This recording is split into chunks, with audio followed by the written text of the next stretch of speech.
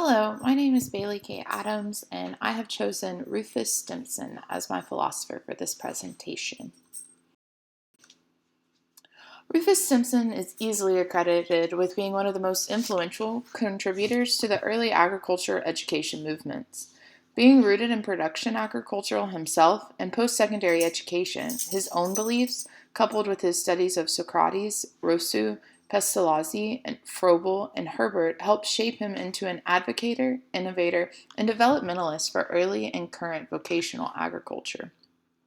Some of his early philosophies include the project method, teacher training and traveling seminars, task analysis, adult education, non-sex discrimination in agriculture, and balanced education. Rufus Whitaker Stimson was born February 20th, 1868, in Palmer, Massachusetts, on his family farm. He was educated in elementary and high school in the town of Palmer. He went on to Harvard University, where he received a bachelor's and a master's in philosophy. He studied under the well-renowned American philosopher William James. He then attended Yale to receive a bachelor's in divinity studies, similar to what we now call theology and religion studies. He began his early career as a professor of English, ethics, and public speaking at Connecticut Agricultural College, which today is now the University of Connecticut, or more popularly known as UConn. He served as interim president in 1901 and was later named to the president position, where he served until 1908. He resigned from this position to serve as director of the newly founded Smith's Agricultural College in Massachusetts. He remained here for 3 years until he was persuaded to become the state supervisor of agricultural education for Massachusetts. At the age of 71, Stimson received an appointment as a research specialist in agricultural education in the U.S. Office of Education for the purpose of writing a history of agricultural education book. This book was published in 1942. In 1947, he died at the age of 79. As mentioned, Rufus Stimson is accredited with many philosophies in agricultural education. I will dive deeper into some of his most outstanding and recognizable ideologies.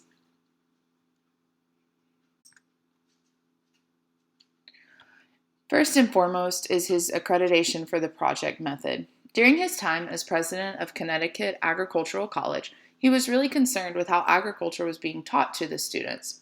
It was a common practice in agriculture that they would receive a lecture, they would recite the material, test over the material, and then do manual labor on the school farm. Stimson was highly against this. He said it was his opinion that too many students stood around watching other students work, and that labor on somebody else's farm wasn't really ideal or helping them learn practical ag knowledge. Once he accepted his position for the director at the new Smith's Agricultural College, he unrolled a new idea for teaching agriculture in the school's first brochure. He stated that students would learn agriculture at school and would apply their knowledge at home with home farm projects.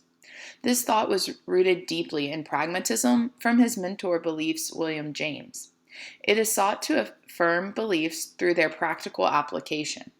This method proved to be highly successful and was widely adopted by many educational institutes and leaders. In 1917, the Smith-Hughes Act that created vocational classes had a provision that all agricultural students were required to have supervised farm projects. This sensation grew not only in ag education, but general education as well. It was promoted by many leading educators during the time. Today, we see a continuation of the push for the project method, even in our current ag classes, as all agricultural students in any class are required to have an approved supervised agricultural experience, or SAE. This comes directly from the Texas Education Agency, and these projects help students implement their classroom knowledge through experiences, services, or work-based learning. You can see an early rendition of his outline for home projects in the right corner, as well as the ad for our current SAE and project methods. After the 1917 Smith-Hughes Act, when vocational classes were established, there was a huge need for trained agriculture educators, as not many had been trained previously. Stimson shared his process for training teachers and his beliefs on the need to keep teachers trained on modern agricultural ways and issues. The profession began looking to Stimson for leadership and ideas for teacher trainings. He started traveling and visiting agricultural educators with trainings on important subject matters. His most recognizable quote is saying that most men see better than they visualize. He believed that the best way to get teachers to adopt new ideas was to see them in action. Under his direction, they attended professional development workshops the week before Christmas and then a conference on wheels in July. During July, agriculture teachers spent a week on the road, complete with a police escort visiting agricultural programs and farms. We see remains of this today with the annual Vocational Agricultural Teachers Association of Texas conference, which is held the third week of July and in varying places around the state of Texas.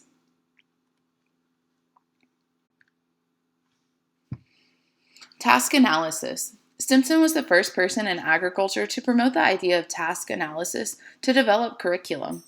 Task analysis is defined as the analysis of how a task is accomplished, including a detailed description of both the manual and mental activities, task and element durations, task frequency, task allocation, task complexity, environmental conditions necessary, clothing and equipment, and any other unique factors involved in or regarded for one or more person to perform a given task. Stimson began using task analysis procedure in conjunction with home projects. Stimson would ask his teachers to take the projects of their students and determine what tasks were involved in each of the projects. The listing of the tasks served as outlines for instructions and were then duplicated and distributed to other teachers who might want to be involved in a similar project or to help their students with an interest. Today, we use task analysis in more juvenile education, such as a hand washing routine, a toothbrushing routine, but we can create it and adapt it for our older students when promoting the scientific method.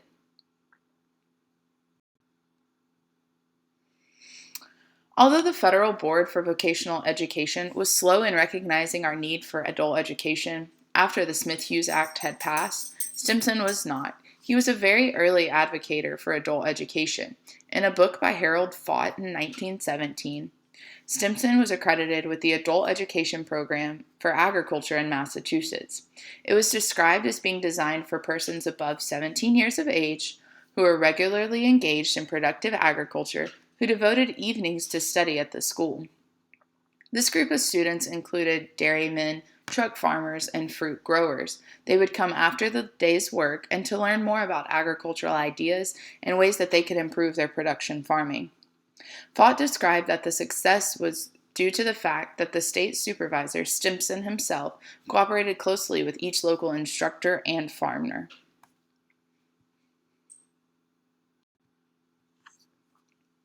Stimson wrote, "Year after year, girls have demonstrated that they can profit from our vocational agricultural education. We must, of course, agree that there can be no discrimination as to sex in our entrance privileges." Stimson was a strong advocate for girls in vocational agriculture and the FFA. If one examined the proceedings of the National FFA Convention and the proceedings of the Annual Agricultural Education Conference during the 1930s, they would discover a fierce battle between Stimson and the National FFA in regard to the membership of girls. During the 1930s, the delegates even went so far as to go behind closed doors to discuss the situation. Stimson still lost the fight to get girls in the FFA. After Stimson retired in 1938, the matter of allowing girls into the FFA did not emerge again until the women's rights movements in the 1960s. And lastly, he was an early advocate for balanced education. In the early years of ag education, many people were opposed to this new way. They saw agriculture as not being worthy to study. Stimson, having had a very formal and classical education, pushed that education should be classical and vocational. He wrote, "The vocational agricultural pupil will be given the best his high school has to offer, and disciplines good for us, simply because we are human beings.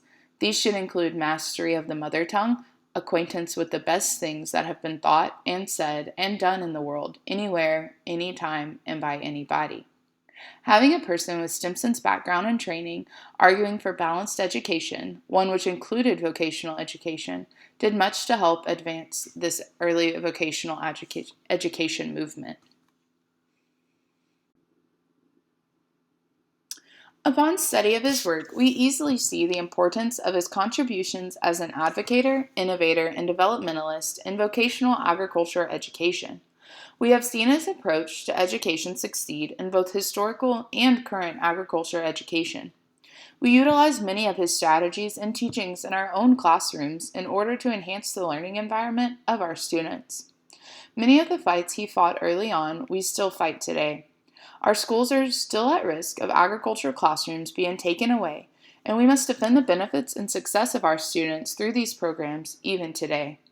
Whether you are a teacher or not, any person involved in agriculture and agricultural education cannot deny the trailblazing role Rufus Stimson plays in historic and current vocational education. Here is the list of a few of my references that I was able to put together this presentation through. Thank you for listening, and please direct any questions my way.